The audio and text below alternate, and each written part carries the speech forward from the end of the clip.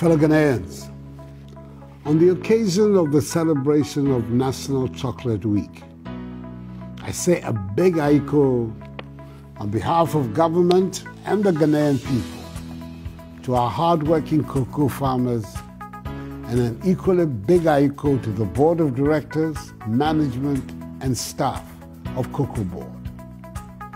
The health benefits of cocoa are enormous and well known. It helps reduce blood pressure, lowers the risk of heart attack and stroke, and improves brain function.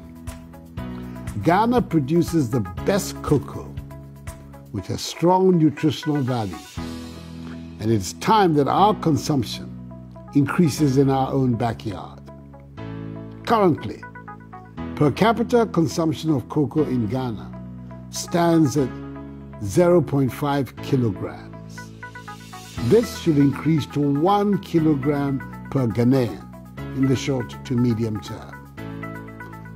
This will begin with inculcating the habit of consuming cocoa in our children. This will not only develop the taste for cocoa products, but will also help them stay healthier to contribute their quota towards the growth and transformation of Ghana. I am and will continue to be a passionate consumer of chocolate and cocoa-related products.